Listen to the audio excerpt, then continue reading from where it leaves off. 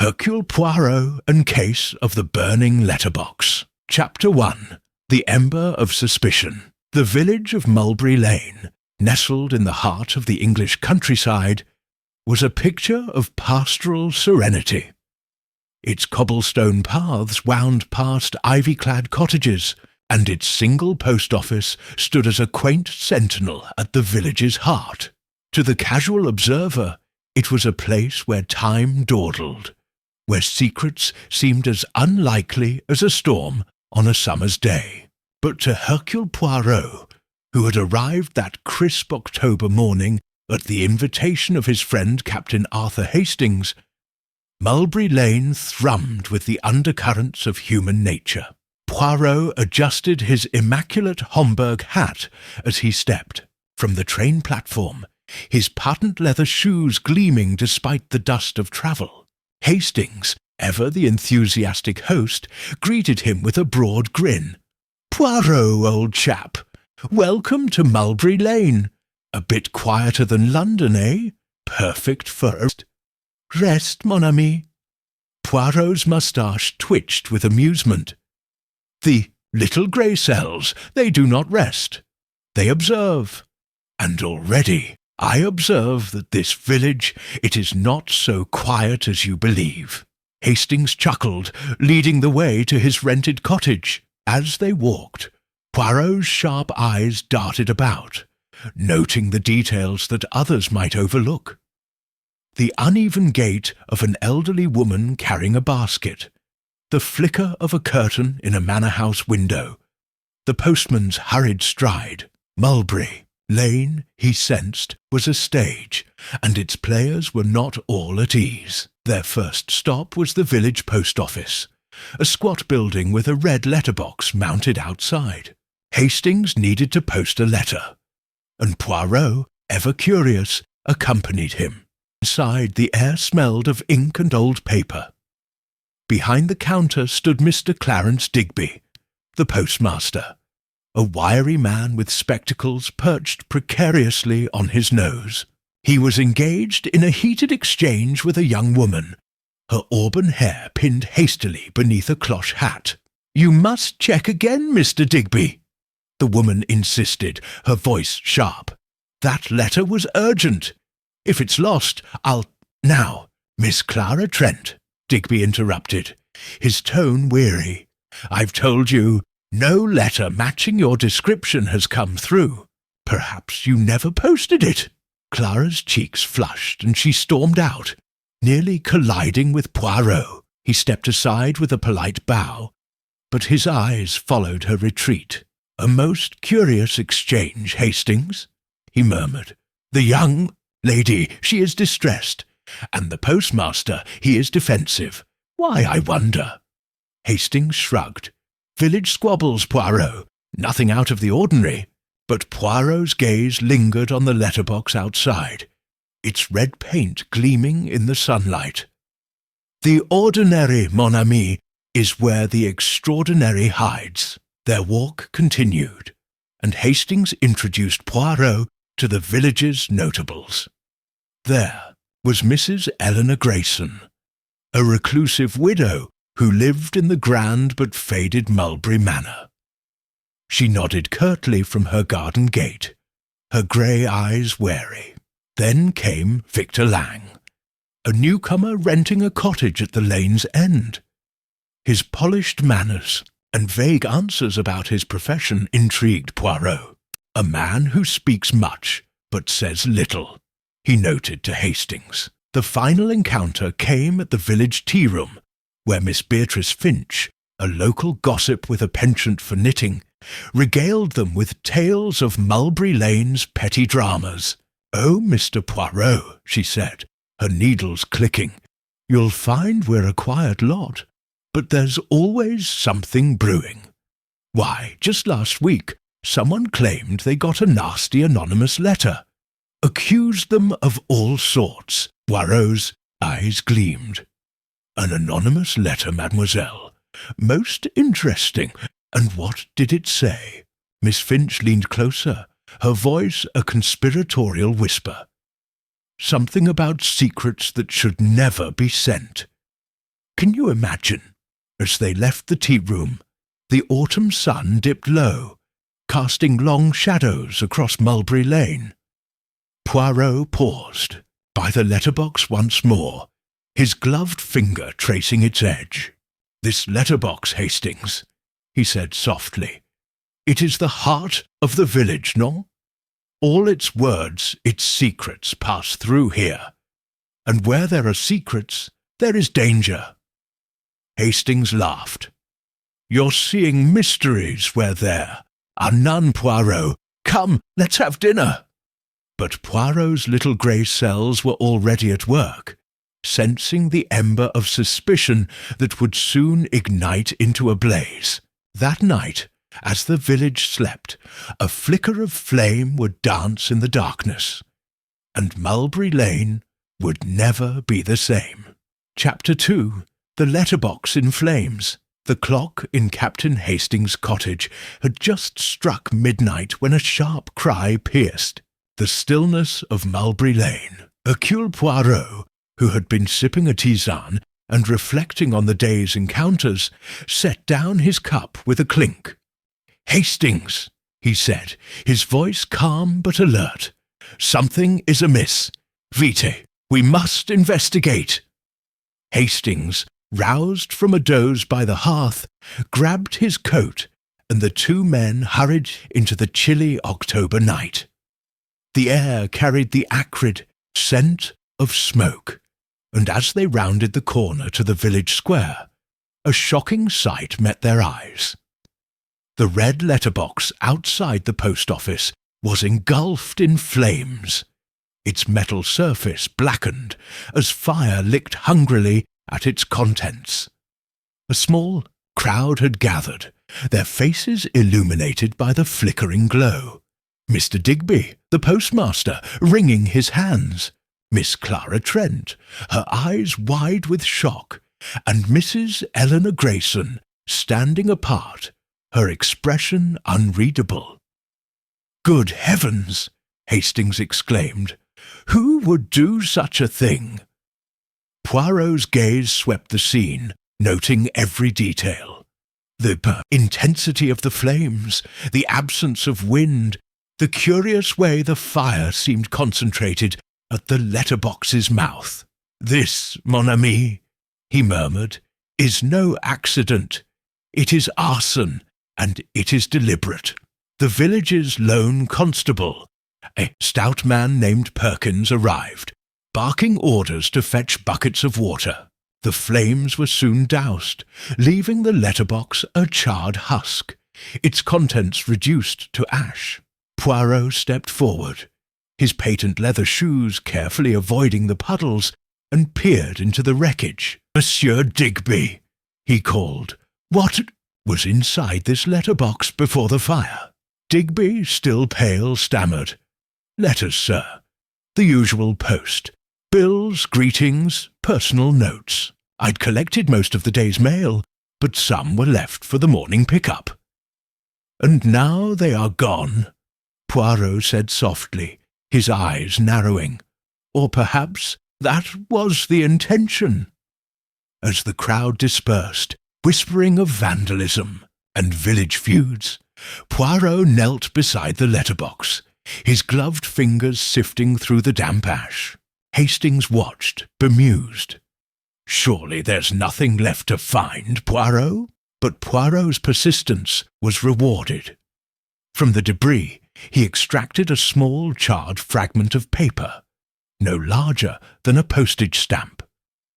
Holding it to the light of a nearby lantern, he revealed a single word scrawled in elegant script. "Betrayal." He slipped the fragment into a handkerchief, his moustache twitching with satisfaction. "A clue, Hastings. Small but significant. This word, it tells a story." The next morning, Mulberry Lane buzzed with gossip. Poirot and Hastings visited the post office, where Constable Perkins was questioning Digby. "No enemies that I know of," the postmaster insisted. "The letterbox has stood there for decades without trouble. Why now?" Poirot, standing by the counter, tapped his cane thoughtfully. "Why now, indeed? Monsieur Digby, tell me, were there any unusual letters posted recently? Letters that might provoke such a drastic act?" Digby hesitated, then shook his head. "Nothing out of the ordinary, Mr. Poirot. Just the usual village correspondence." But Poirot's eyes lingered on the postmaster's, nervous, fidgeting, the way his spectacles slipped as he spoke. "We shall see," he said, turning to Hastings. "Come, mon ami, let us walk the lane and observe." As they strolled, Poirot questioned villagers, his manner charming yet probing. Miss Clara Trent, encountered outside the tea-room, was evasive. "I don't know anything about the fire," she snapped, clutching her handbag. "I was home, asleep." Yet Poirot noted the faint tremble in her hands. Mrs. Grayson, when approached at her manor gate, was equally guarded. "A senseless act," she said, her grey eyes cold. "Perhaps some youths playing a prank." But her gaze flickered toward the burned letterbox, and Poirot sensed unease. Victor Lang, the newcomer, offered a polished smile when questioned. "I'm new here, Mr. Poirot. I've no reason to meddle with letterboxes. I was reading by my fire last night, alone." His alibi was smooth, perhaps too smooth, and Poirot filed it away for scrutiny. Back at the cottage, Hastings slumped into an armchair. A burned letterbox and a single word, Poirot. Where's the crime in that? Probably just a prank, as Mrs. Grayson said. Poirot shook his head, holding the charred fragment to the light. "Non, Hastings. This fire was no prank.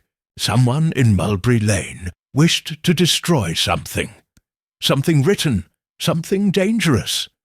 The word betrayal suggests a motive deep and personal, and Hercule Poirot will uncover it." As the sun dipped below the horizon, casting Mulberry Lane in shadow, Poirot's little grey cells hummed with purpose. The letterbox in flames was but the beginning, and the secrets it held were far from consumed. Chapter 3. The Curious Correspondence. The morning after the letterbox fire, Mulberry Lane awoke to a chorus of whispers. The charred remains of the post office's Red Sentinel stood as a grim reminder of the night's events and the villagers. Chatter buzzed with theories, from youthful mischief to sinister vendettas. Hercule Poirot, however, was not swayed by gossip. Seated at Captain Hastings' dining table, he sipped his café au lait, his eyes fixed on the charred paper fragment bearing the word betrayal. "This word, Hastings," he said, "it is the key. But to what lock?" Hastings, buttering a slice of toast, frowned. "It's just one word, Poirot, hardly enough to build a case on. Perhaps it's from a love letter gone wrong?" Poirot's moustache quivered with amusement. "A love letter, mon ami? Possible, but unlikely. The fire, the secrecy, it speaks of something more calculated. We must learn what passed through that letterbox before it burned." Determined to unravel the mystery, Poirot led Hastings back to the post office. Mr. Clarence Digby, the postmaster, was sorting a meagre pile of letters, his spectacles fogged with nervous sweat. The fire had disrupted the village's postal rhythm, and a temporary letterbox, a wooden crate, stood in the old one's place. "Monsieur Digby," Poirot began, his tone genial yet piercing, "you handle every letter that enters and leaves. Mulberry Lane, tell me, what kind of correspondence is typical here?" Digby adjusted his spectacles, avoiding Poirot's gaze. "Oh, the usual, sir. Bills, invitations, family letters. Nothing remarkable." Poirot leaned closer, his green eyes glinting. "And nothing unusual? No letters, perhaps, that caused a stir? Anonymous letters, for example." The postmaster's hands froze mid-sort, and a letter slipped to the floor. "Anonymous letters?" he stammered. "I wouldn't know about those. I just deliver what's posted." But Poirot noted the tremor in Digby's voice, the way his fingers fumbled. "Merci, Monsieur Digby," he said, stepping back. "You have been most helpful." Outside, Hastings raised an eyebrow. "Helpful? He barely said anything, Poirot." "On the contrary, Hastings," Poirot replied, tapping his cane on the cobblestones. "He said much by saying little. His fear, it betrays him. He knows more than he admits." Their next stop was the village tea-room, where Miss Beatrice Finch, the indefatigable gossip, was knitting a scarf the colour of overripe plums. Her eyes lit up at the sight of Poirot. "Mr. Poirot, come to solve our little arson mystery of Duxidi. You? Dreadful business, that fire." "Indeed, mademoiselle," Poirot said, settling into a chair. "I am curious about the letters of Mulberry Lane. Miss Finch, you hear much? Have you heard of anonymous letters circulating among the villagers?" Miss Finch's needles paused, and she leaned forward, her voice a conspiratorial hiss. "Oh, I have, Mr. Poirot. Just last week, poor Mrs. Langley, she runs the bakery, got a nasty one. Accused her of cheating customers with short-weighted loaves. Can you imagine? She was in tears." Poirot's interest sharpened. "And this letter, it was anonymous. No signature, no return address." "Not a hint of who sent it," Miss Finch confirmed, resuming her knitting. "Typed, too, not handwritten. Mrs. Langley burned it. She was so ashamed." "Typed," Poirot repeated, his mind racing. "Most interesting. And were there others?" Miss Finch nodded eagerly. "Rumours say Clara Trent got one too, though she won't admit it. Something about her journalism work, I reckon. And old Mr. Harrow, the grocer, muttered about a letter threatening to expose a secret. The village has been all aflutter." As they left the tea-room, Hastings shook his head. "Anonymous letters, Poirot? Sounds like a spiteful prank. But why burn the letterbox over them?" Poirot paused by the temporary letterbox, his gloved finger tracing its rough edge. "Not a prank, Hastings. These letters, they are weapons. They accuse, they threaten, they expose. Someone feared one such letter, perhaps one bearing the word betrayal, and chose fire to silence it. Their final inquiry took them to Clara Trent, whom they found scribbling in a notebook outside the village hall. Her auburn hair was pinned more neatly today, but her expression was guarded. "Miss Trent," Poirot said, bowing slightly, "I hear of anonymous letters troubling Mulberry Lane. Have you received such a letter?" Clara's pen froze, and her eyes flicked to Poirot's. "Who told you that?" she demanded. "I don't know anything about anonymous letters, and if I did, it's none of your business." But Poirot's smile was disarming. "Forgive me, mademoiselle. I seek only to understand the fire. If a letter of yours was lost in the flames, it may hold a clue." Clara hesitated, then snapped her notebook shut. "I did post a letter the day before the fire," she admitted. "An article draft for my editor in London. It was important, but it's gone now. That's all I'll say." As she strode away, Poirot turned to Hastings. "She is hiding something, mon ami. Her letter, it was no mere article, and her fear, it matches Digby's." Back at the cottage, Poirot spread a sheet of paper on the table, sketching a diagram of the letterbox and the village square. "The anonymous letters, Hastings," he said, "they are the thread that binds this mystery. Someone in Mulberry Lane is using them to sow discord. But one letter, perhaps the one that burned, threatened more than the others. We must find who wrote it and who feared it. The sun dipped low, casting long shadows across Mulberry Lane. The temporary letterbox stood silent, but Poirot knew its predecessor's secrets were far from extinguished. The curious correspondence of the village held the answer, and he would not rest until he uncovered it. Chapter 4. Shadows on Mulberry Lane. The twilight of Mulberry Lane was a tapestry of soft purples and golds, the kind that lulled the unwary into a false sense of peace. But Hercule Poirot, strolling arm in arm with Captain Hastings after a hearty supper, saw beyond the village's idyllic facade. The anonymous letters, the charred fragment bearing the word betrayal, and the nervous glances of its residents told him that Mulberry Lane harboured secrets that had ignited a letterbox and might yet spark greater havoc. Really, Poirot? Hastings said, his breath visible in the crisp October air. You're making a mountain out of a molehill. A few nasty letters and a burned letterbox. Hardly the stuff of high crime. Poirot's moustache twitched with a knowing smile. Mon ami, a molehill may hide a labyrinth. The little grey cells, they sense a pattern. Tonight we shall observe. The village when it thinks itself unwatched. Their evening walk took them along the winding cobblestone path of Mulberry Lane, past the darkened windows of cottages and the looming silhouette of Mulberry Manor. The temporary letterbox, a crude, wooden crate, stood forlornly by the post office, its presence a reminder of the fire.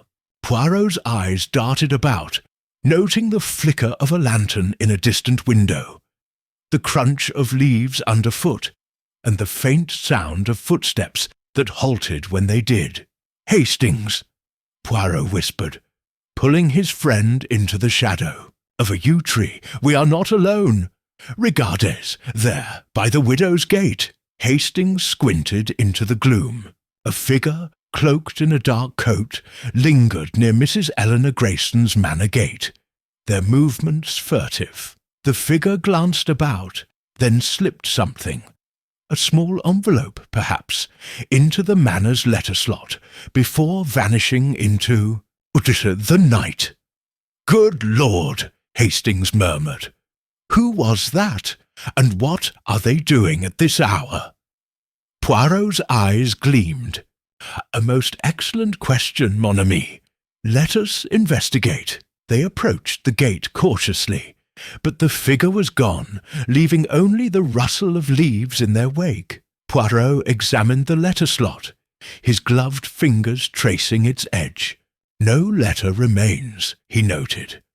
Either Mrs. Grayson retrieved it swiftly, or our mysterious friend was retrieving, not delivering. Curious, no? Their patrol continued, and the village revealed more of its nocturnal secrets. Near the post office, they spotted Mr. Clarence Digby, the postmaster, locking the door with trembling hands, his lantern casting jittery shadows. He glanced nervously towards the temporary letterbox before hurrying away. Digby, out so late? Hastings whispered. He's as jumpy as a cat. Précisément, Poirot replied. He fears what the night conceals, or perhaps what it might reveal. As they passed the cottage rented by Victor Lang, the newcomer, a faint glow emanated from an upstairs window. Poirot paused, noting the silhouette of a man pacing restlessly. Monsieur Lang does not sleep, he mused. What troubles him, I wonder? Their final sighting came near the village hall, where Miss Clara Trent stood beneath a street lamp, scribbling furiously in her notebook. She started at the sound of their approach, snapping the book shut. "Mr. Poirot! Captain Hastings!" she exclaimed, her voice edged with irritation. "What are you doing skulking about?" "We might ask you the same, mademoiselle," Poirot said smoothly. "The hour is late for journalism, no?" Clara's cheeks flushed. "I work best at night. The fire's got everyone talking. I'm gathering opinions for an article, that's all." She brushed past them, her footsteps echoing down the lane. Hastings frowned. "She's awfully defensive, Poirot." "Do you think she's involved?" Poirot tapped his cane thoughtfully. "Everyone in Mulberry Lane is involved, Hastings, until proven otherwise. But Mademoiselle Trent, she hides more than her notes." Back at the cottage, Poirot poured himself a tisane, his mind alight with the night's observations. "The shadows of Mulberry Lane, they speak, Hastings," he said, settling into an armchair. "The figure at the widow's gate, Digby's fear, Lang's restlessness, Clara's secrecy. They are threads in a tapestry. And I suspect a scandal, one tied to those anonymous letters." Hastings, warming his hands by the fire, raised an eyebrow. "A scandal? What kind?" Poirot's gaze grew distant. Miss Finch spoke of letters accusing villagers of secrets, cheating, lies, hidden pasts. But one letter, perhaps the one that burned, threatened to expose something greater. A financial scheme, a betrayal of trust, a buried shame. The fire was no random act, Hastings. It was a desperate attempt to silence the truth. He rose, retrieving the charred fragment from his pocket. The word betrayal seemed to pulse in the lamplight. "Tomorrow we shall probe deeper," Poirot declared.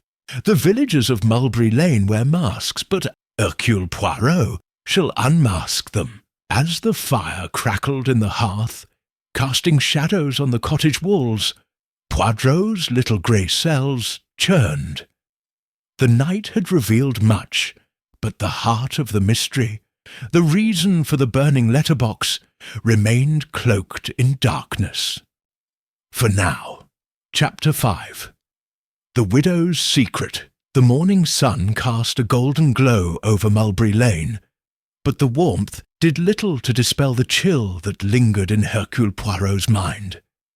The events of the previous night, the furtive figure at Mrs. Eleanor Grayson's gate, the postmaster's nervous demeanour, the restless pacing of Victor Lang, and Clara Trent's evasive scribbling, had woven a tapestry of suspicion. Yet one thread stood out, the widow of Mulberry Manor, whose guarded eyes and solitary existence hinted at secrets buried deep.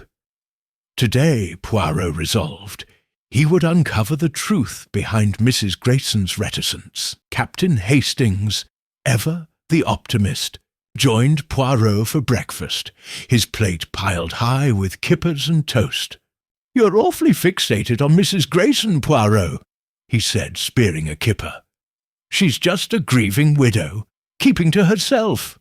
Hardly the type to set a letterbox ablaze, Poirot sipped his café au lait, his moustache impeccably groomed, despite the early hour.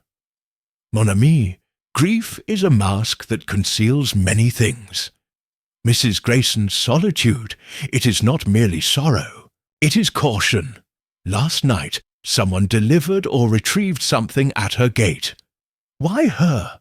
Why in secret? The little grey cells, they demand answers. Their destination was Mulberry Manor, a grand but faded Georgian house at the lane's end, its stone facade cloaked in ivy. The garden was overgrown, its rose bushes tangled, as if time had paused since the death of Mrs. Grayson's husband, Sir Henry Grayson, 5 years prior. Poirot knocked on the heavy oak door, his cane tapping rhythmically as they waited. After a long pause, the door creaked open, revealing Mrs. Grayson herself. She was a tall woman, her silver hair pinned in a severe bun, her grey eyes sharp despite the lines etched around them. Her black morning dress, though elegant, was outdated, as if she clung to her widowhood like a shield. "Mr. Poirot, "Captain Hastings," she said, her voice cool but polite. "To what do I owe this visit?" Poirot bowed, his manner disarming. "Madam Grayson, I apologize for the intrusion. I am investigating the unfortunate incident of the letterbox fire, and I believe you may assist me. May we speak inside?" Grayson hesitated, her fingers tightening on the doorframe, but she nodded. "Very well. Come in." The manor's interior was a study in faded opulence, crystal chandeliers dulled by dust, portraits of stern ancestors lining the walls, and a grand staircase that creaked underfoot. She led them to a drawing-room where a single armchair faced a cold hearth. No fire burned, and the air was heavy with the scent of old books and lavender. Mrs. Grayson sat, her posture rigid, and gestured for them to take the sofa. "What do you wish to know, Mr. Poirot?" she asked, her tone guarded. Poirot leaned forward, his green eyes fixed on hers. "Madame, the letterbox fire was no accident. It was meant to destroy something, perhaps a letter. I have heard of anonymous letters troubling Mulberry Lane, letters that accuse and threaten. Have you received such a letter?" Mrs. Grayson's lips pressed into a thin line, and for a moment silence hung between them. Then she spoke, her voice low. "You are direct, Mr. Poirot. Yes, I received a letter about a month ago. It was typed, unsigned, and unpleasant. It accused me of hiding something about my husband's death." Hastings, unable to contain himself, leaned forward. "Hiding what, Mrs. Grayson? Was it true?" Poirot shot Hastings a reproving glance, but Mrs. Grayson's expression remained composed. "Captain Hastings, my husband died of a heart attack. The coroner confirmed it. The letter was nonsense, the work of a cruel mind. I burned it and thought no more of it." But Poirot noted the slight tremor in her hands, the way her eyes flicked to a mahogany writing desk in the corner. "And since then, madame, no other letters? No visitors in the night, perhaps, leaving envelopes at your gate?" Her gaze snapped to his, and for the first time a flicker of fear crossed her face. "What do you mean, Mr. Poirot? I know nothing of nighttime visitors." Poirot smiled, his tone gentle but probing. "Last night, madame, I observed a figure at your gate, slipping something into your letter slot. It was done in secret. If you have received another letter, it may hold a clue to the fire." Mrs. Grayson rose abruptly, her hands clasped tightly. "You must be mistaken. I found no letter this morning. If someone was at my gate, it was not for me." But her voice wavered, and Poirot's keen senses detected the lie. He rose, bowing slightly. "Merci, madame, for your time. If you recall anything, any letter, any visitor, please inform me. The truth, it has a way of revealing itself." As they left the manor, Hastings shook his head. "She's hiding something, Poirot, but I can't imagine her setting a fire. She's too, and refinement, mon ami, is no barrier to desperation," Poirot replied, his cane tapping the cobblestones. "Mrs. Grayson fears something, perhaps another letter, perhaps a truth about her husband. We must learn more." Their next stop was the village tea-room, where Miss Beatrice Finch, ever eager to share gossip, was sipping tea with a neighbour. Poirot, with his usual charm, steered the conversation to Sir Henry Grayson. "Mademoiselle Finch, you knew the late Sir Henry. A respected man, no? Yet Mrs. Grayson mentioned an anonymous letter about his death. What can you tell me?" Miss Finch's eyes widened, her teacup clattering against its saucer. "Oh, Mr. Poirot, Sir Henry was a pillar of Mulberry Lane, generous, kind, a true gentleman. But, well, there were rumours, you know, after he died. Some said his heart attack wasn't natural, that he was under strain. Financial troubles, perhaps. He'd invested heavily in a London venture that failed, and there was talk of debts. Poirot's interest sharpened. Debts, mademoiselle? And who spoke of these troubles? Miss Finch lowered her voice. Mr. Digby, the postmaster, handled Sir Henry's correspondence. He once let slip that Sir Henry received urgent letters from London. Demands for payment, some said. But Mrs. Grayson, she never spoke of it. Kept her head high, even after the manor started to crumble. As they left the tea-room, Poirot's mind raced. Hastings, the anonymous letter to Mrs. Grayson, it may have threatened to expose these financial troubles or something darker. Sir Henry's death, it is the key. And last night's visitor at her gate. Perhaps they delivered another such letter, one she fears to admit. Their final inquiry took them to the post office, where Mr. Digby was sorting letters with a distracted air. Poirot's question was direct. Monsieur Digby, you handled Sir Henry Grayson's mail. Were there letters from London, perhaps concerning debts, before his death? Digby's spectacles slipped down his nose, and he fumbled with a stack of envelopes. I don't recall, Mr. Poirot. Sir Henry got many letters. I just delivered them. But Poirot's gaze was unrelenting.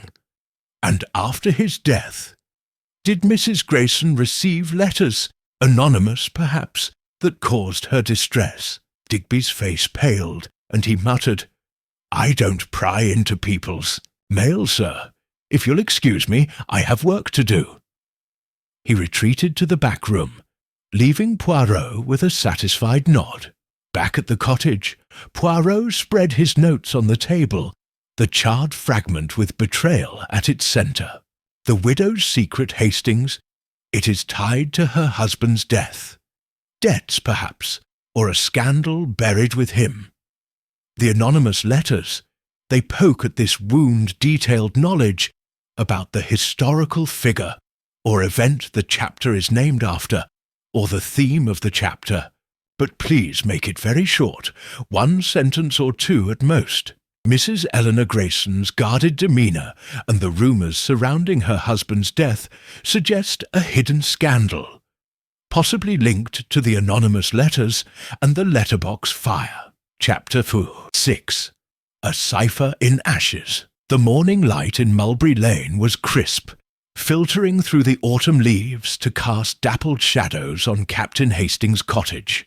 Inside, Hercule Poirot sat at the dining table, his breakfast untouched, his attention wholly absorbed by the small charred fragment of paper bearing the word betrayal. Beside it lay other scraps, salvaged from the burned letterbox, their edges curled and blackened. To the untrained eye, they were mere debris, but to Poirot, they were a puzzle begging to be solved.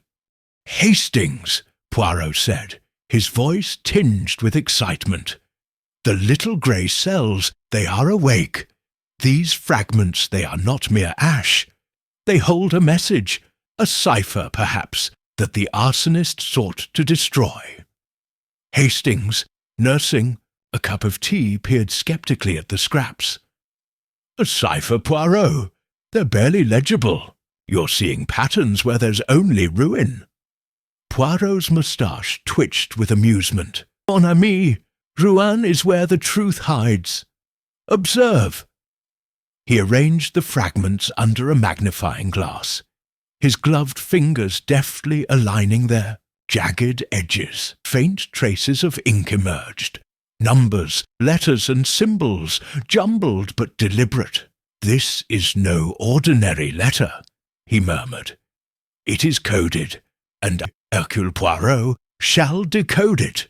For hours Poirot worked, sketching grids and testing ciphers, substitution, transposition, even a visionaire square. Hastings, bored by the silence, wandered to the window, watching villagers pass by. Among them was Clara Trent, the young journalist, her auburn hair catching the sunlight as she scribbled in her notebook. "That Clara's always writing," Hastings remarked. "She's probably turning the fire into a sensational story." Poirot glanced up, his eyes narrowing.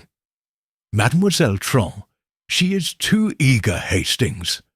A journalist seeks truth, but she seeks something else. We shall see." By midday, Poirot's persistence bore fruit. He leaned back, a triumphant smile spreading beneath his moustache. "Voilà! The cipher! It is broken! Regardez!" He pointed to a reconstructed sequence. Pfeiffer's Notitals du Tens. OCT. Below it, the word betrayal stood alone, its ink darker, as if written in haste. "A financial demand, Hastings," Poirot explained. £5,000, due on the 10th of October, 3 days before the fire. And betrayal. It suggests a broken trust, a debt unpaid. Hastings whistled. £5,000? That's a fortune. But who was the letter for, and who sent it? Précisément, Poirot said, rising. We must learn who stood to lose or gain by this letter's destruction. But first we visit the post office. Monsieur Digby may know more than he claims. At the post office, Mr. Clarence Digby was sorting letters with a distracted air, his spectacles slipping as Poirot approached. "Monsieur Digby," Poirot began, his tone genial but firm. The burned letterbox contained a letter with a coded message, a demand for £5,000. "Have you seen such a letter? Perhaps addressed to a villager?" Digby's hands froze, and a letter fluttered to the counter. "A coded letter?" he stammered. "I don't read the mail, Mr. Poirot. I just deliver it. I know nothing of codes or demands." But Poirot noted the sweat beading on Digby's brow, the way his eyes darted to the temporary letterbox outside. "Merci, monsieur," Poirot said, bowing slightly. "Your assistance is noted." As they left, they nearly collided with Clara Trent, who was posting a stack of envelopes. Her notebook was tucked under her arm, and her expression was defiant. "Mr. Poirot," she said, "I hear you're poking into everyone's business. Writing an article of your own, are you?" Poirot's smile was disarming. "Non, mademoiselle, I seek only the truth. But you, I think, know more than your articles reveal. Did you perhaps see a letter with numbers and symbols before the fire?" Clara's cheeks flushed and she clutched her notebook tighter. "I don't know what you're talking about. I post articles, not ciphers. If you'll excuse me, I have a deadline." She brushed past, but Poirot caught a glimpse of her notebook's cover, where a single word was scrawled. "Scoop." Back at the cottage, Poirot paced, his cane tapping rhythmically. "Mademoiselle Tron complicates matters, Hastings. She is too curious, too quick to deflect. I suspect she knows of this coded letter. Perhaps she even saw it before it burned. And her articles, they stir the village, spreading rumours like wildfire." Hastings frowned. "Rumours? You think she's writing about the anonymous letters?" "Or worse," Poirot replied, pausing by the fragments. "She may be using them to her advantage, seeking a story that will make her name. But the cipher, it points to a financial scheme.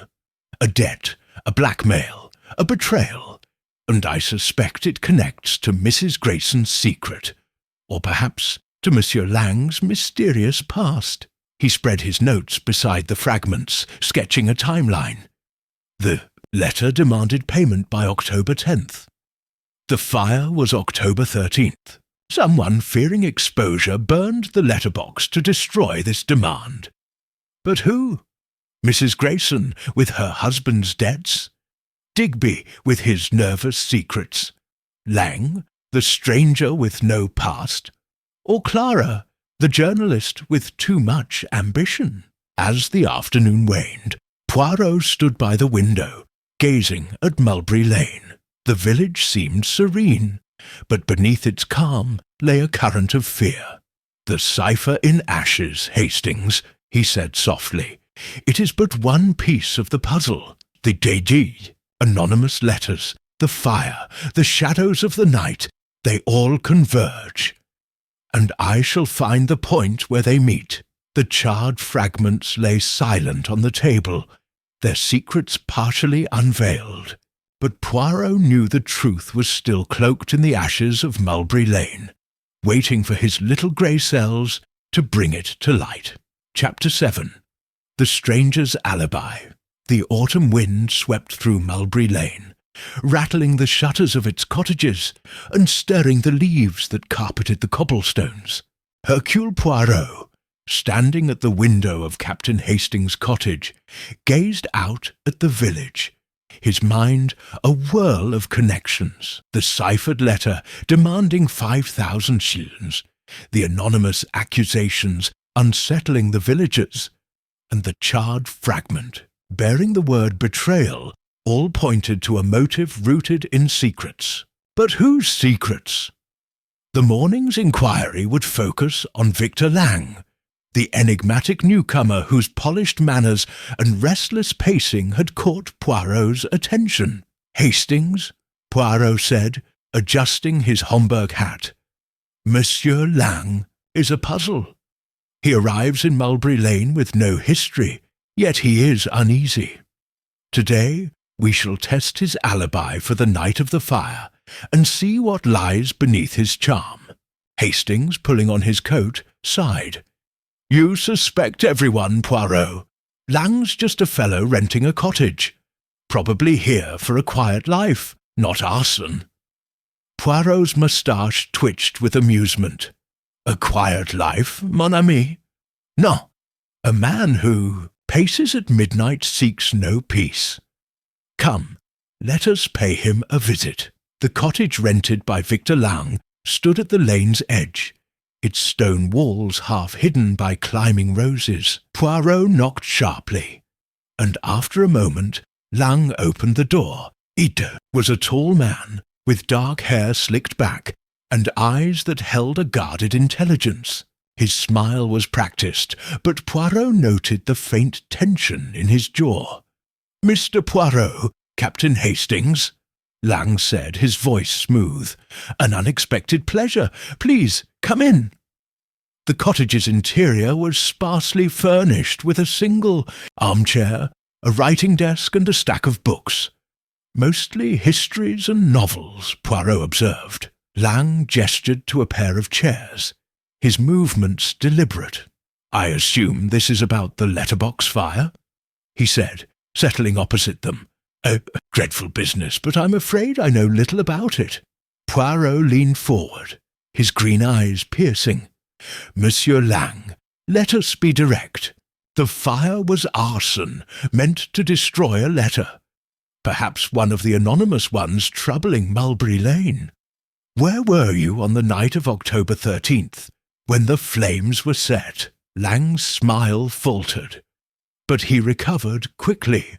"Home, Mr. Poirot. I was reading by the fire, Thackeray's Vanity Fair, if it matters. I retired around 11 and heard nothing until the village commotion woke me." "A simple alibi," Poirot said, his tone neutral. "And someone perhaps can confirm this? A visitor? A neighbour who saw your light?" Lang's fingers tapped the armrest, a fleeting sign of unease. "I'm afraid not. I live alone, and my cottage is rather isolated.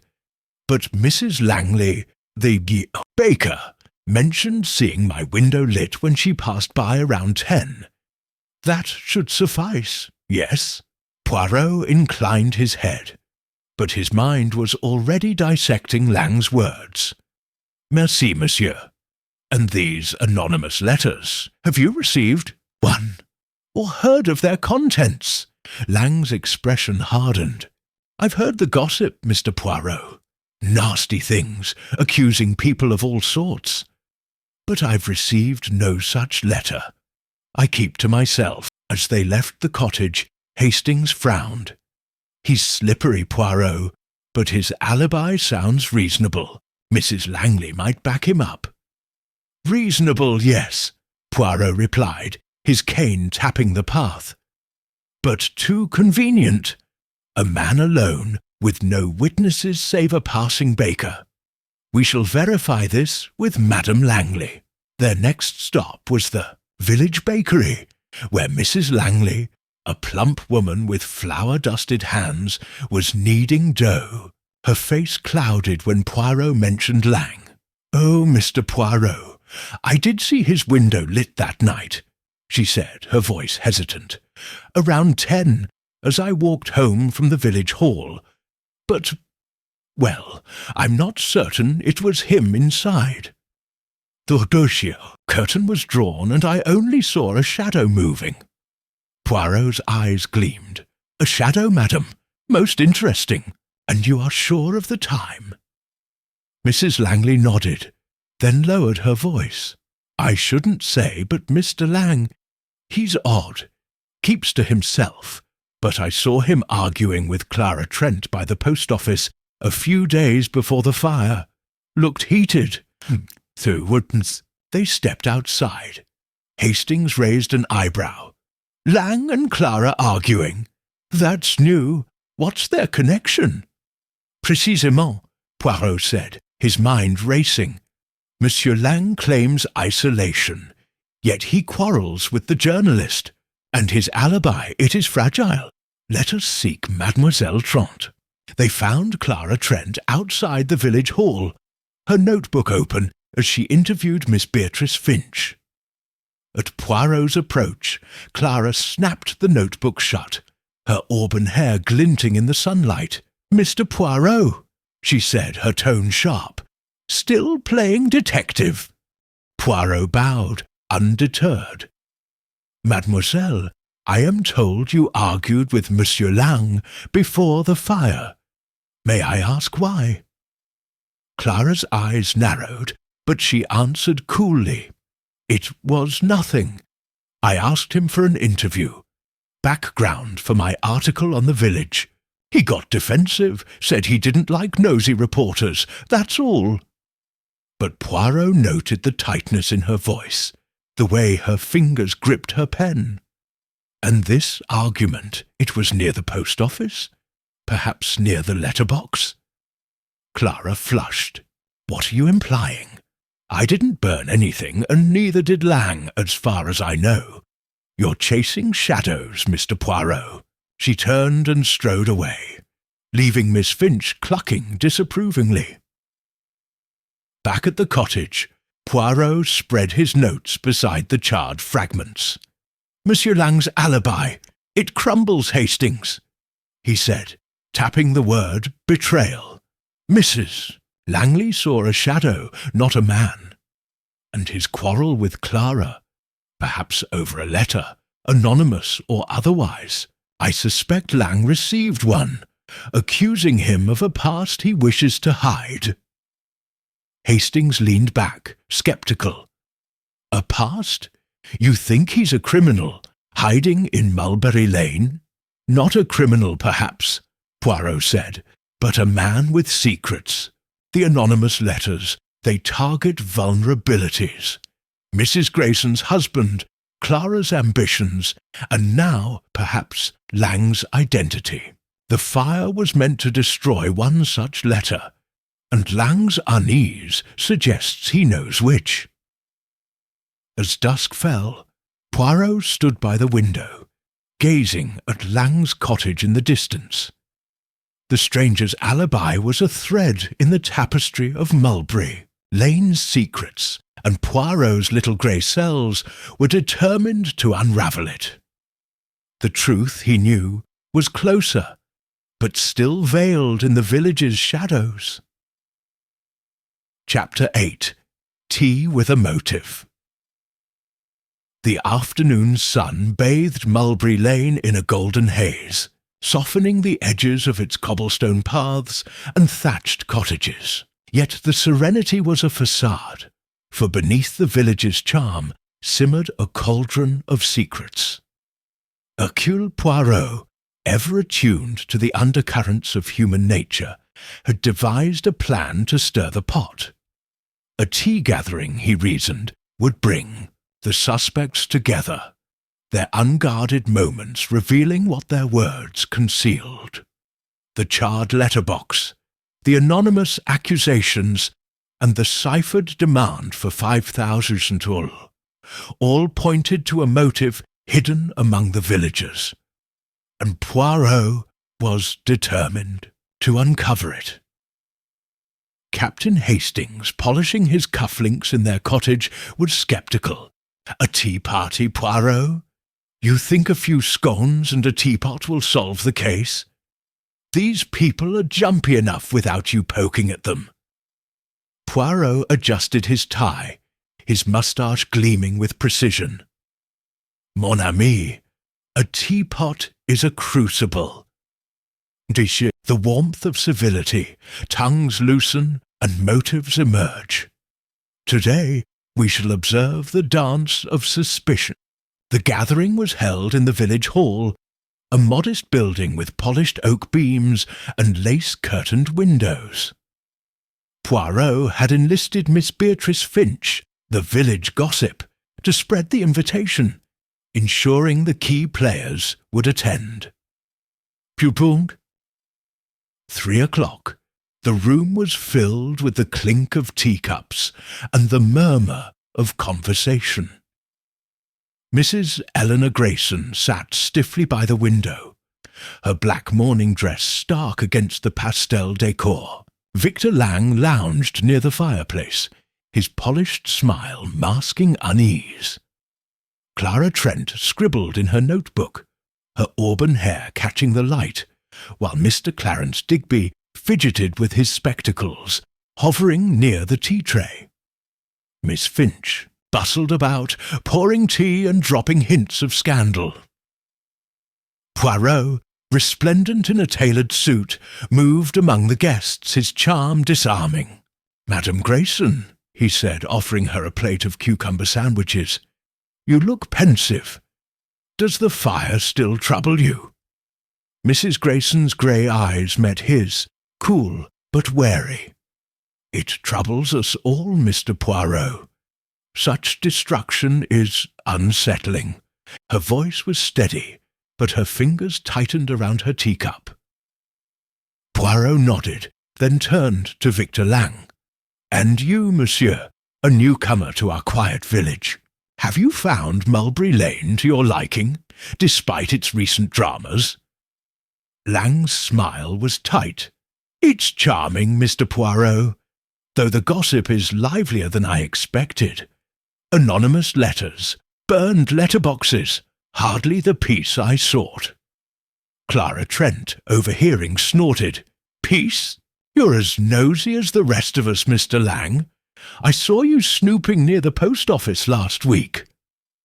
Her tone was sharp, and heads turned. Lang's eyes flashed. "Snooping? I was posting a letter, Miss Trent.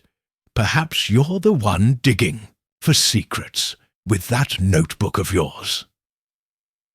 The room tensed, and Miss Finch's teapot clattered against a saucer.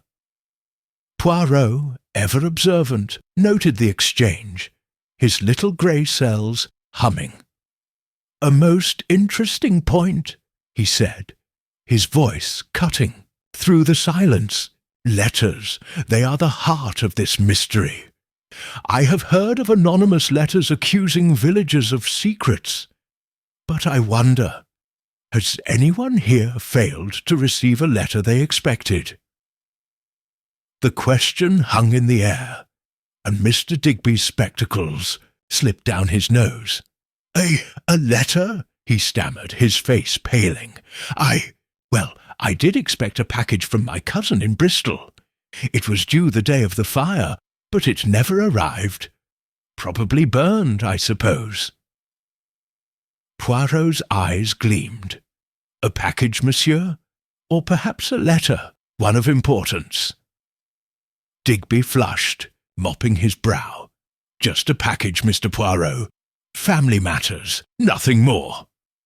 But Mrs. Grayson's teacup rattled in its saucer, and Poirot caught the flicker of alarm in her eyes.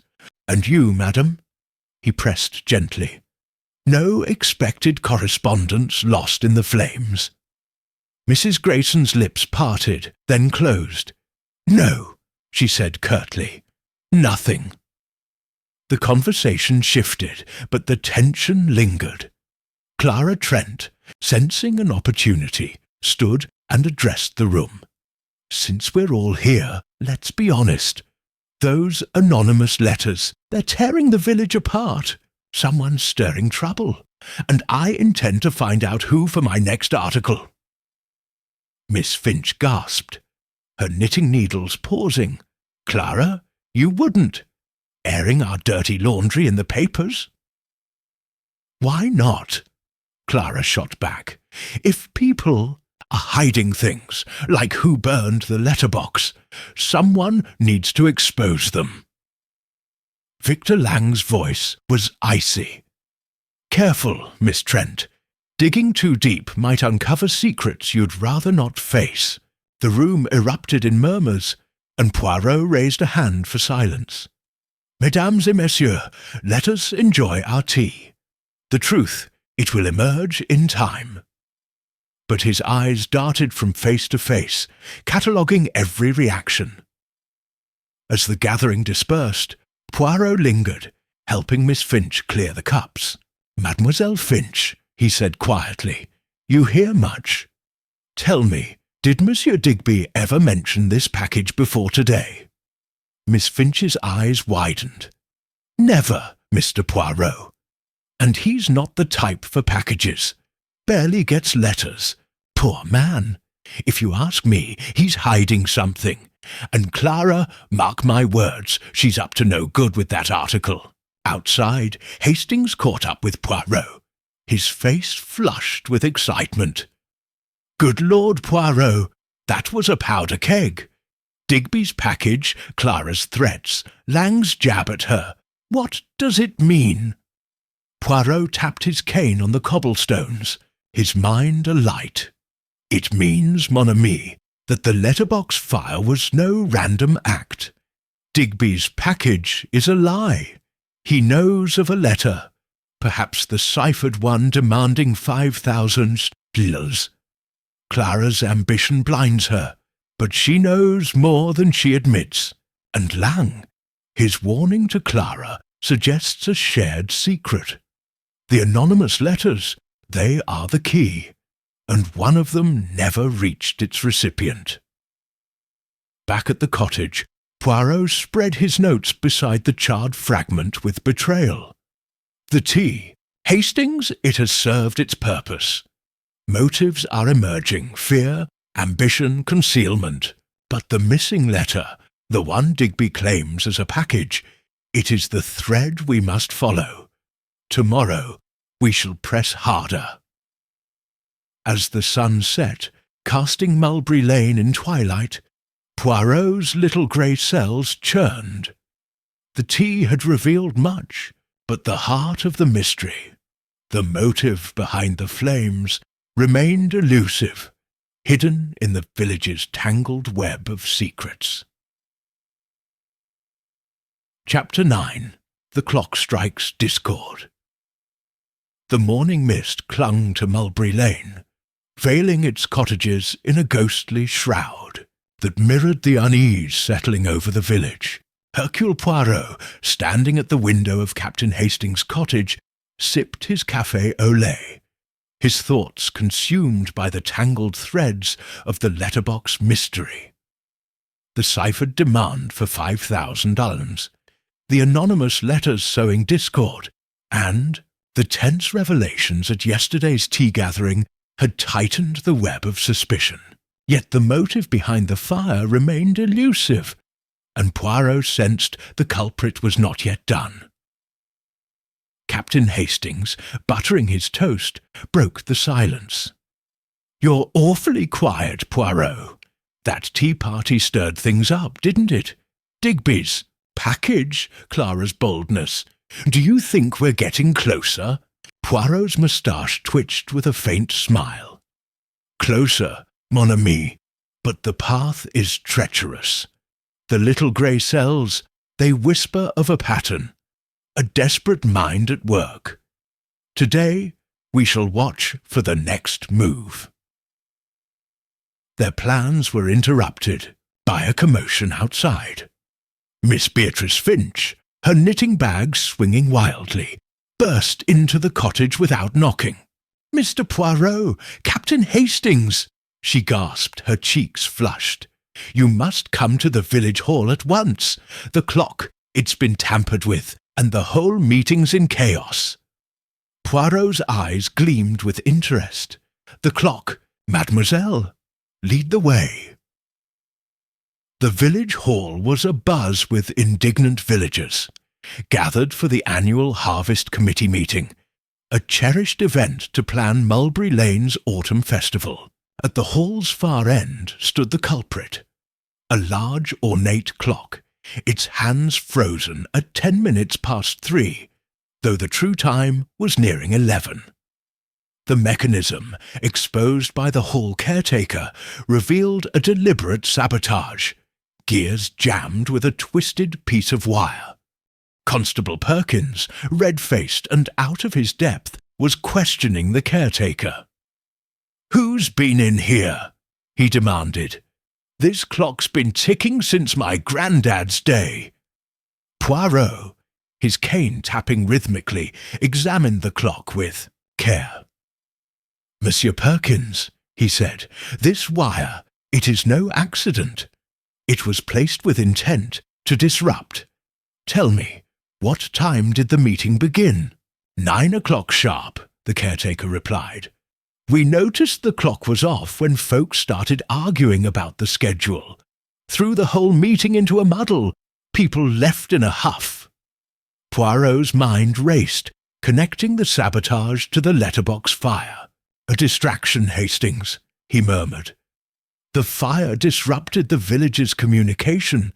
This clock disrupts its unity. But why now? And why the clock?"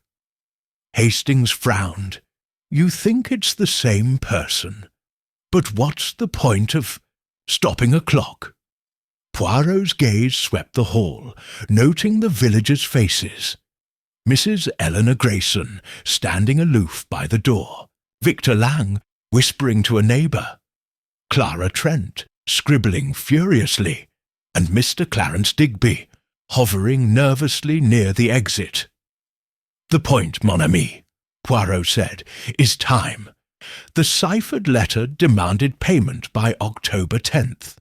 Hercule. Fire was October 13th. This clock stopped at 10 past 3. Perhaps it marks a moment of significance." Leaving the hall, Poirot and Hastings retraced the timeline of the fire. They visited the post office, where Digby was sorting letters with a distracted air. "Monsieur Digby," Poirot said, his tone gentle but probing. "The night of the fire, you said you were home. At what hour did you retire?" Digby's spectacles slipped. "Oh, around 9, Mr. Poirot. I was asleep when the fire started. Midnight, wasn't it?" Poirot nodded, but his eyes lingered on Digby's nervous fidgeting. "And this morning, were you at the village hall before the meeting?" "No, no," Digby said quickly. "I was here sorting the post. Ask anyone." But Poirot's suspicions deepened. Next, they sought Clara Trent, who was outside the hall, interviewing villagers about the clock. "Mademoiselle Trent," Poirot said, "you are observant. Did you notice anyone near the clock before the meeting?" Clara's pen paused, her eyes narrowing. "Why ask me? I was setting up chairs, not watching clocks. But I did see Mr. Lang lingering near the back of the hall. He left early, said he had business. Poirot filed the detail away, then approached Mrs. Grayson, who was adjusting her shawl by the hall's entrance. "Madame, the clock's sabotage. It is curious, non? Were you at the meeting when it began?" Mrs. Grayson's grey eyes were guarded. "I arrived late, Mr. Poirot. The clock was already stopped. I've no interest in village squabbles." But her voice held a tremor, and Poirot noted her glance toward Digby. Their final stop was Victor Lang's cottage. Lang greeted them with his usual polish, but his smile was strained. "Another incident, Mr. Poirot. First a fire, now a clock. Mulberry Lane is full of surprises." "Indeed, monsieur," Poirot said. "You were at the hall this morning. Did you, perhaps, notice the clock, or anyone near it?" Lang's fingers tapped the armrest. "I was there briefly, but I didn't touch the clock. I left before the chaos, had a letter to post. You can check with Digby." Back at the cottage, Poirot spread his notes beside the charred fragment with betrayal. "The clock, Hastings," he said. "It is a message. Its hands stopped at 3:10, the same hour perhaps when the letterbox was set ablaze. The saboteur wishes to distract, to confuse, but their choice of target betrays them." Hastings leaned forward. "You think it's Digby? He's been nervous, and he was vague about his whereabouts." "Or Lang," Poirot mused, "whose alibi shifts like sand. Or Mrs. Grayson, whose fear grows. Or Clara, who sees too much. The anonymous letters, the cipher, the fire, the clock, they are acts of desperation to hide a truth tied to betrayal." As night fell, Mulberry Lane grew quiet, but Poirot's little grey cells buzzed with purpose. The clock had struck discord, but it had also sounded a clue. The truth, he knew, was ticking closer. Chapter 10. Footprints in the froster-sharp frost had settled over Mulberry Lane overnight, transforming the village into a crystalline tableau under the pale dawn light. The cobblestones glistened, and the charred remains of the letterbox stood like a blackened relic, dusted with ice. Hercule Poirot, wrapped in a woolen overcoat, stood outside Captain Hastings' cottage, his breath visible as he surveyed the scene. The sabotaged clock in the village hall, the ciphered letter demanding $5,000, and the anonymous accusations had woven a complex web. But Poirot sensed the threads were converging. Today, the frost might offer a new clue. "Hastings!" Poirot called, his voice crisp. "Fetch your scarf. The cold has preserved something for us, I think. We must examine the letterbox once more." Hastings, still groggy from breakfast, joined, him rubbing his hands. "The letterbox, Poirot. It's been days since the fire. What's left to find?" Poirot's moustache twitched with anticipation. "The frost, mon ami. It is a canvas. It captures what the night conceals. Come." They made their way to the post office, where the temporary wooden crate served as a makeshift letterbox.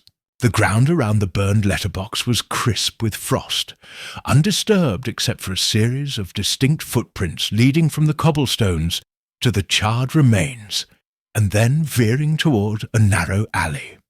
Poirot knelt, his gloved fingers hovering over the prints. "Regardez, Hastings," he said. "These are fresh, made after last night's frost. A small foot, narrow, with a pointed toe. A woman's shoe, perhaps, or a man's of refined taste." Hastings squinted at the tracks. A clue at last. But whose? Mrs. Grayson, Clara Trent, or even Lang, playing clever? Poirot's eyes gleamed. as he measured the prints with a small tape from his pocket. The stride is short, deliberate, not hurried. The heel is worn slightly on the outer edge, someone who favours their right side. We shall compare, but first let us follow. The footprints led down the alley, past the bakery, and toward a row of cottages, where they faded on a patch of thawed ground near a garden gate.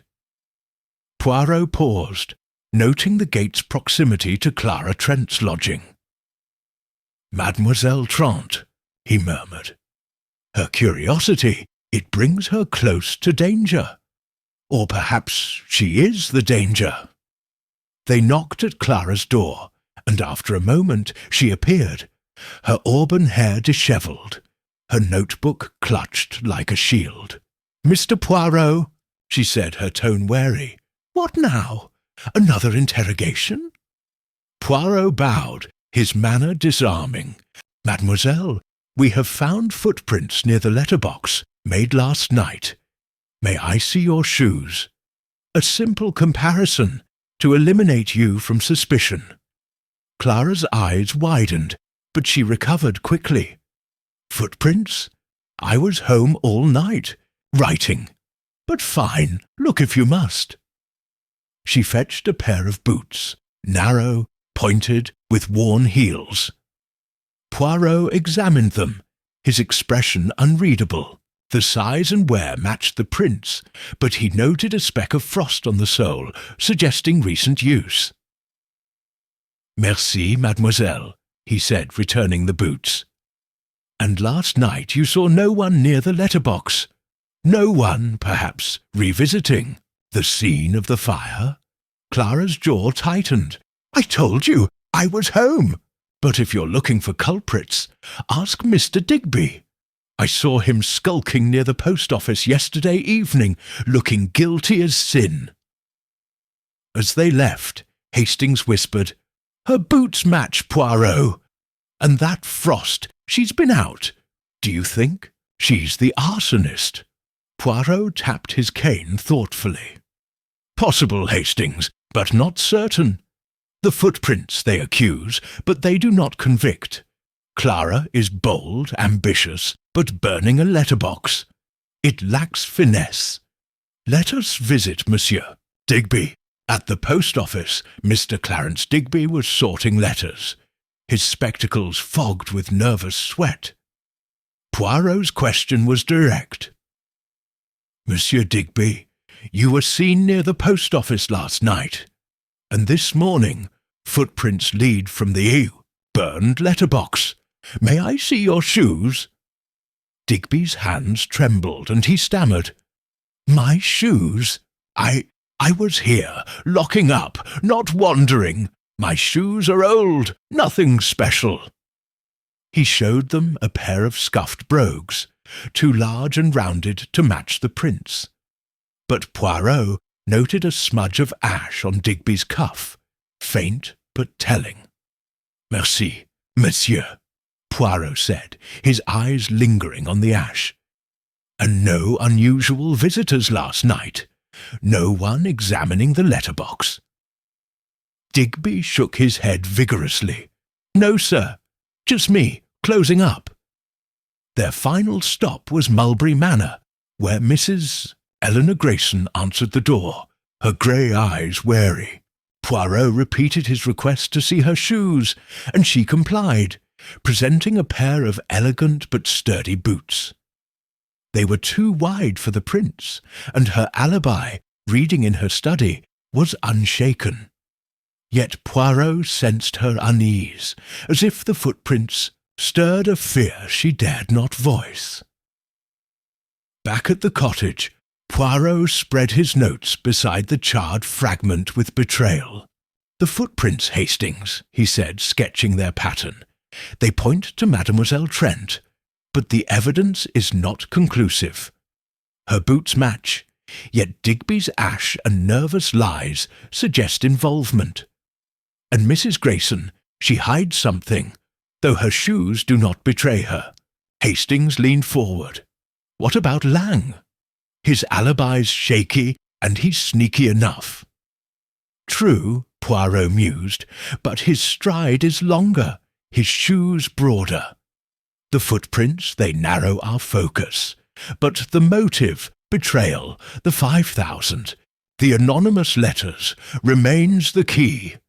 Someone revisited the letterbox last night, perhaps to ensure no clues remained, or to plant one.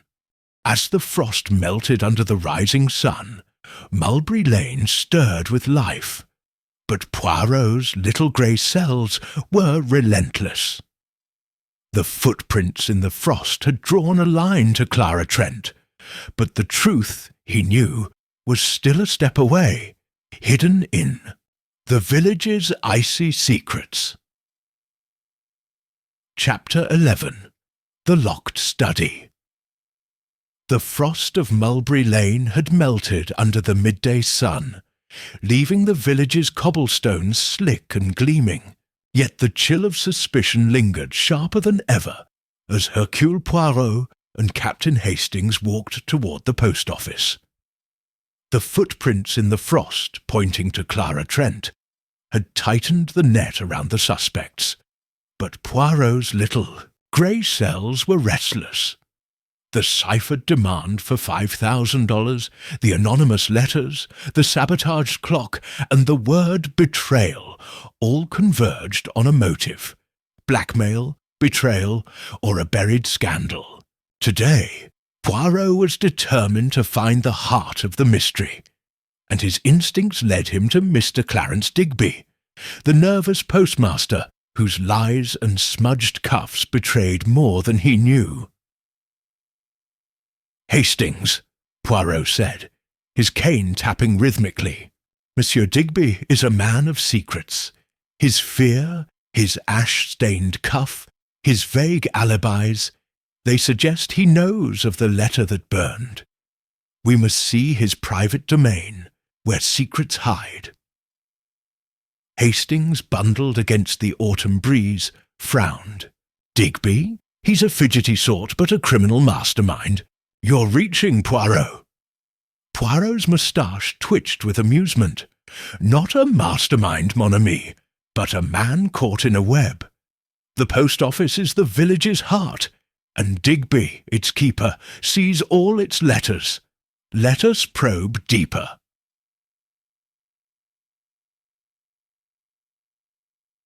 Post office was quiet, its temporary letterbox crate standing forlornly outside. Inside, Digby was sorting letters, his spectacles fogged with sweat despite the cool air. He started at Poirot's entrance, nearly dropping a bundle of envelopes.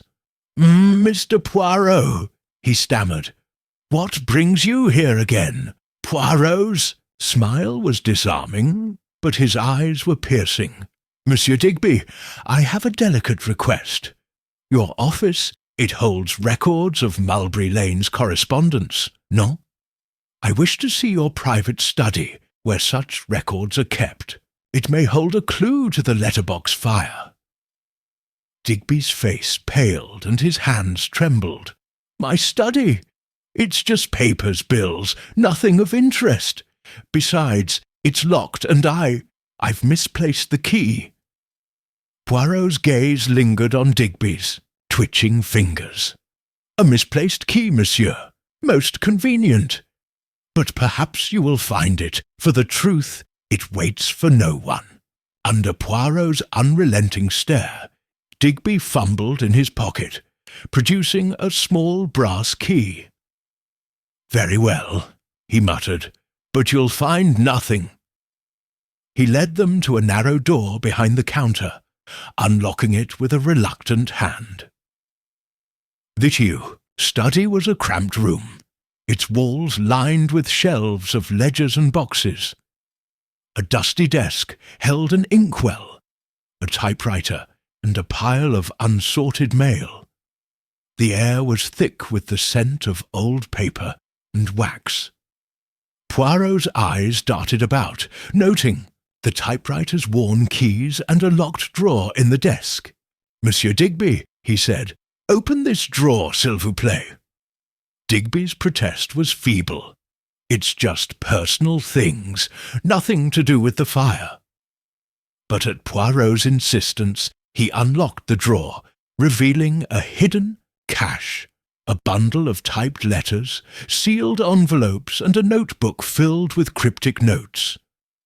Poirot's gloved fingers lifted the top letter, its text accusing Mrs. Langley of short-weighting her loaves, the same anonymous letter Miss Finch had described.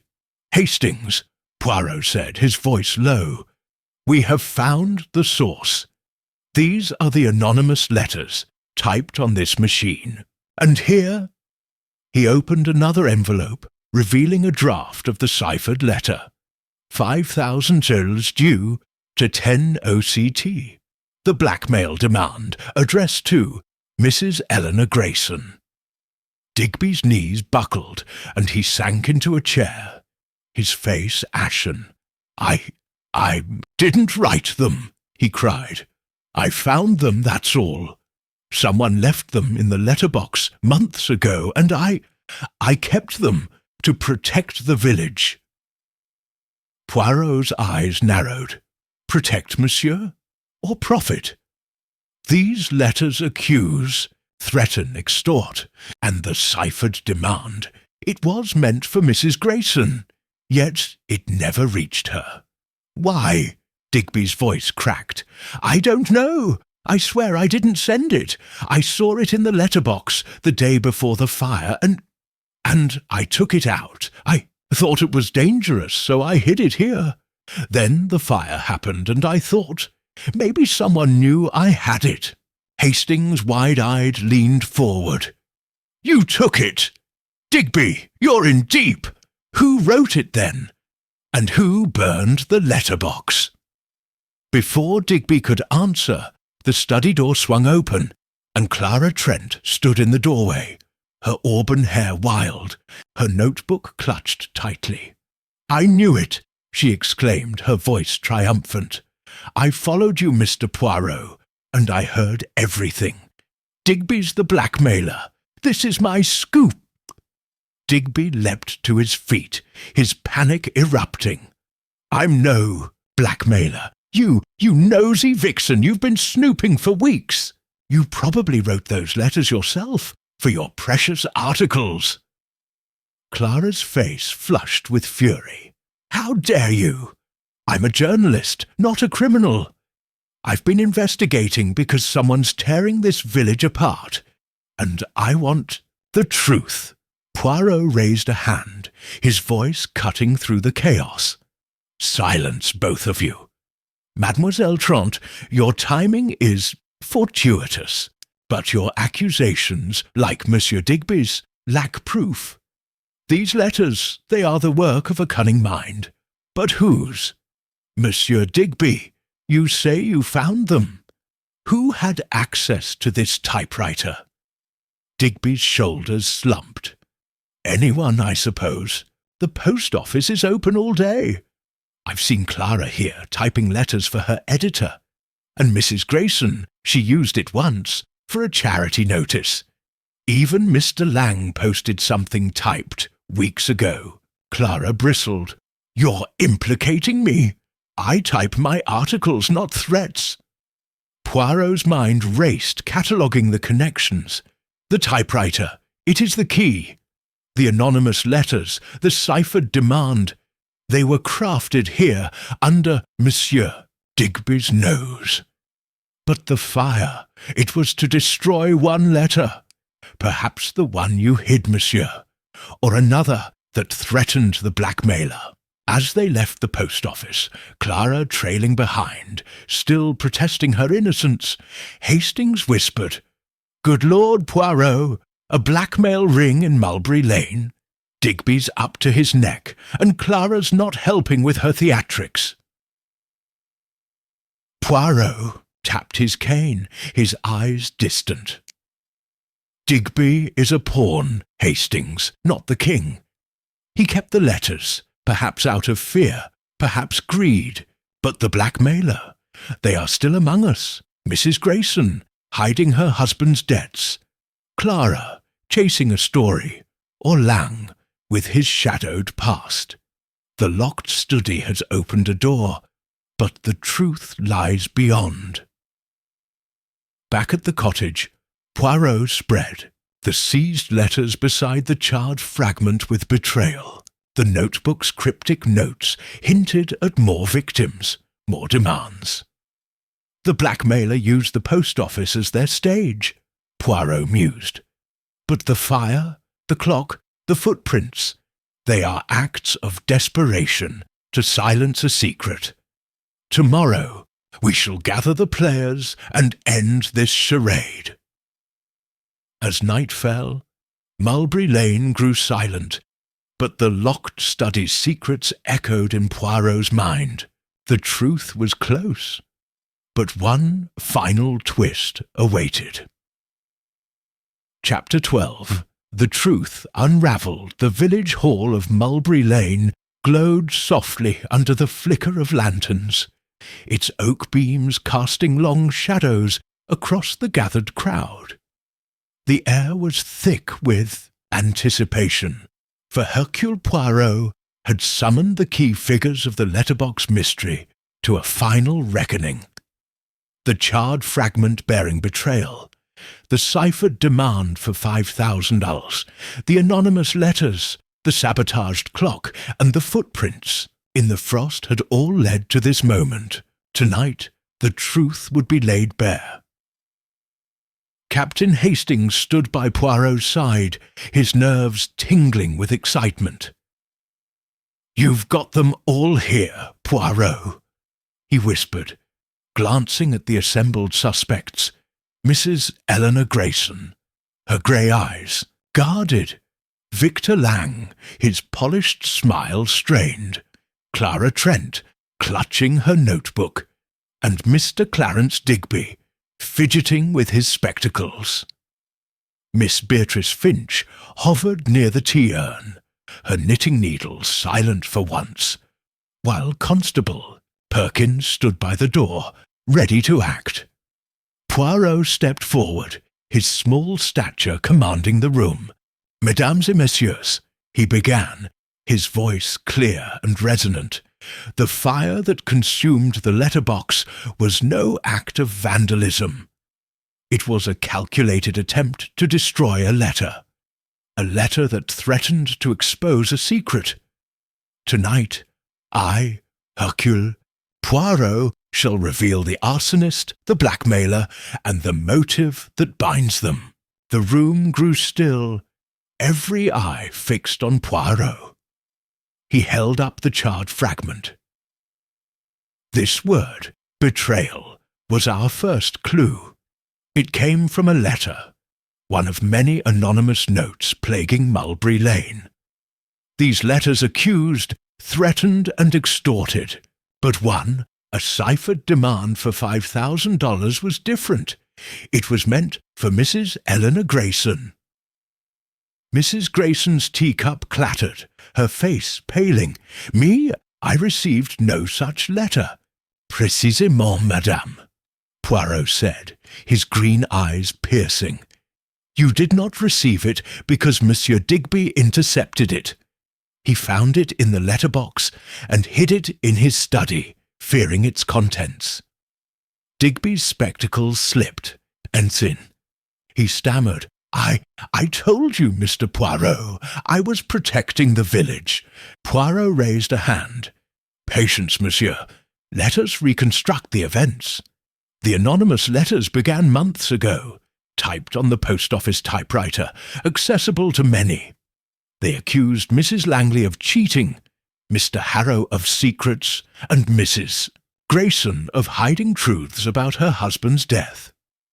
But the ciphered letter, demanding $5,000 by October 10th, was a step further. Blackmail, tied to Sir Henry Grayson's financial ruin. Victor Lang shifted, his voice smooth but tense. "And what does this have to do with me, Mr. Poirot? I'm a newcomer, not a blackmailer." Poirot's moustache twitched. "Patience, Monsieur Lang. Your role will become clear. The letterbox, was set ablaze on October 13th, 3 days after the payment deadline. Someone feared the ciphered letter, or another like it, would expose them. But who? He turned to Clara Trent, whose pen hovered over her notebook. Mademoiselle Trent, your ambition drove you to investigate the letters, hoping for a scoop. You argued with Monsieur Lang, you typed at the post office, and your boots matched the footprints in the frost near the letterbox. Were you the blackmailer, seeking a story? Clara's face flushed with fury. That's absurd. I'm a journalist, not a criminal. I was chasing the truth, not setting fires. Poirot nodded, his gaze shifting to Digby. Monsieur Digby, you kept the ciphered letter, claiming protection. But your ash-stained cuff, your nervous lies. Did you burn the letterbox to hide your own involvement? Digby's voice cracked. No, I swear, I only hid the letter. I didn't write it, and I didn't burn anything. Poirot's eyes swept the room, then settled on Mrs. Grayson. Madam Grayson, your husband's debts were a village secret, whispered in anonymous letters. You feared exposure, no? And the figure at your gate, delivering a note, perhaps a final demand? Mrs. Grayson's hands clenched. I told you, I know nothing of nighttime visitors. My husband's debts died with him. Poirot paused, letting the tension build. Then he turned to Victor Lang, his voice sharp. Monsieur Lang, you are the key. Your alibi for the fire was weak, a shadow in a window seen by Mrs. Langley. You argued with Mademoiselle Trent.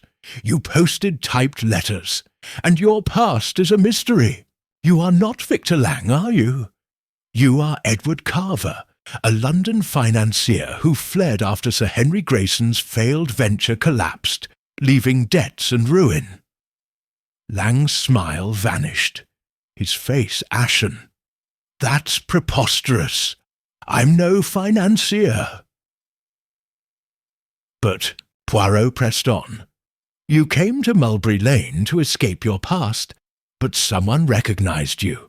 The anonymous letters were your work, Monsieur Carver, typed at the post office to distract and divide the village. You sent the ciphered demand to Mrs. Grayson, hoping to extort $5,000 to fund your new life. But when she did not pay, and Digby hid the letter, you feared exposure. You burned the letterbox to destroy any trace of your scheme. The room erupted in gasps. Lang leapt to his feet, his eyes wild. You have no proof. This is slander. He bolted for the door, but Constable Perkins blocked his path, seizing him firmly. Poirot raised the charred fragment. The proof, monsieur, is here. The word betrayal was your own, written in haste on the ciphered letter. The typewriter's unique E key, slightly misaligned, matches your letters.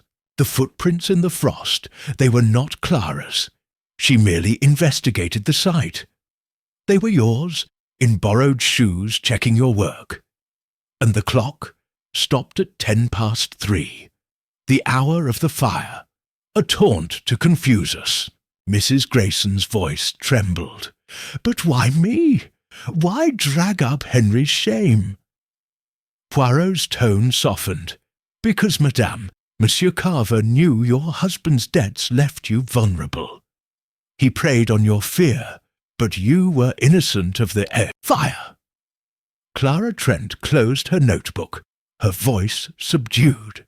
I suspected Lang was hiding something, but I thought Digby was the culprit. Digby mopped his brow. I only kept the letter to stop trouble. I'm no hero, but I'm no villain. Poirot turned to the crowd. The anonymous letters were a distraction, the fire a desperate act. Monsieur Carver, alias Lang, sought to bury his past and profit from others' secrets. But the little grey cells, they do not rest. As Perkins led Lang away, the villagers dispersed, their whispers fading into the night. Hastings clapped Poirot's shoulder. "Brilliant, Poirot! You untangled it all, the letters, the fire, the lot." Poirot adjusted his hat, his eyes distant. "The truth, Hastings, it is like a letter. It arrives when one is ready to open it, but one letter remains, and its story is not yet told." Mulberry Lane was quiet once more, but the echoes of betrayal lingered, waiting for the final chapter to close. Chapter 13. The Final Letter. The autumn sun hung low over Mulberry Lane, casting a golden glow across its cobblestone paths and thatched cottages. The village had regained its quiet charm, though the scars of recent events lingered. The charred husk of the letterbox, now replaced by a gleaming new one, stood as a silent testament to the secrets it had once held. Hercule Poirot, preparing to depart for London, stood outside Captain Hastings' cottage, his suitcase packed, his Homburg hat tilted just so. The mystery of the burning letterbox was solved. Victor Lang unmasked as the blackmailer and arsonist. But Poirot's little grey cells were not yet at rest.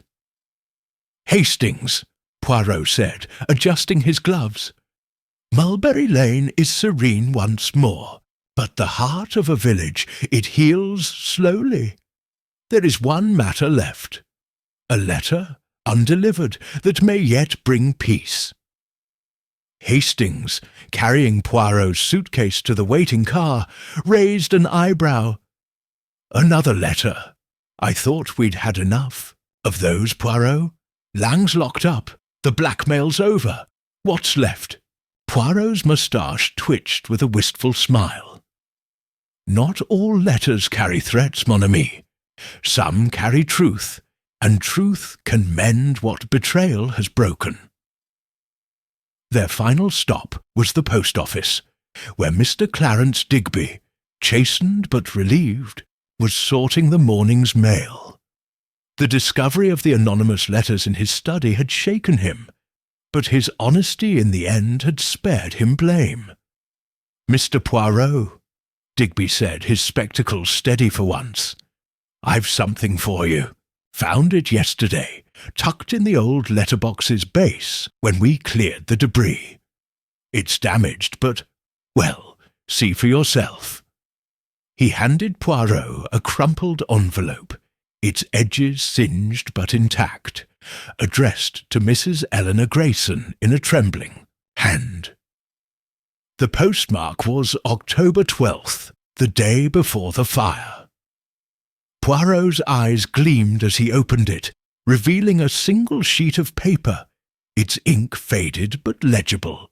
He read silently, then nodded. "Merci, Monsieur Digby. This letter, it was meant to reach its destination. I shall deliver it myself." At Mulberry Manor, Mrs. Grayson received them in her drawing-room, her black mourning dress as severe as ever, though her grey eyes held a flicker of curiosity. "Mr. Poirot," she said, "you've done the village a service. Why return now?" Poirot bowed, presenting the envelope. "Madame, this letter was lost in the fire's chaos, but fate has preserved it. It is for you, from someone who wished to make amends." Mrs. Grayson's hands trembled as she took the letter, her composure faltering. She read in silence, her breath catching as tears welled in her eyes. The letter, Poirot explained to Hastings later, was from Mr. Harrow, the village grocer, who had died the previous year. In it, he confessed to spreading rumours about Sir Henry Grayson's debts, driven by jealousy over a long-ago rivalry. He begged her forgiveness, writing of his regret in his final days, hoping to clear her husband's name. "It was never about money," Mrs. Grayson whispered, folding the letter. "Henry's mistakes were his own, but these lies, they haunted me. Thank you, Mr. Poirot." Poirot inclined his head. "The truth, madame, it is a balm. Monsieur Harrow's letter was caught in the letterbox, perhaps posted too late to be collected before the fire. Its loss fueled your fear, but its recovery redeems his memory and yours." As they left the manor, Hastings shook his head, marvelling. "You found a letter that wasn't even part of the crime, Poirot. How did you know it mattered?" Poirot gazed at Mulberry Lane, its new letterbox gleaming in the sunlight. "The little grey cells, Hastings. They sense the human heart. Lang's blackmail sought to exploit betrayal. But this letter, it speaks of redemption. In every village there are wounds, but also healing. Their final stop was the tea-room, where Miss Beatrice Finch poured tea. Her knitting resumed. "Mr. Poirot," she said, "you've made Mulberry Lane dull again. No more scandals. What'll I talk about?" Now, Poirot chuckled. "Mademoiselle, talk of kindness, of forgiveness. They are stories worth telling." As the car carried them toward the station, Poirot leaned back, his eyes distant. "Mulberry Lane, Hastings. It is a microcosm of the world. Secrets, betrayals, but also hope. The letterbox burned, but the human spirit, it endures." Hastings grinned.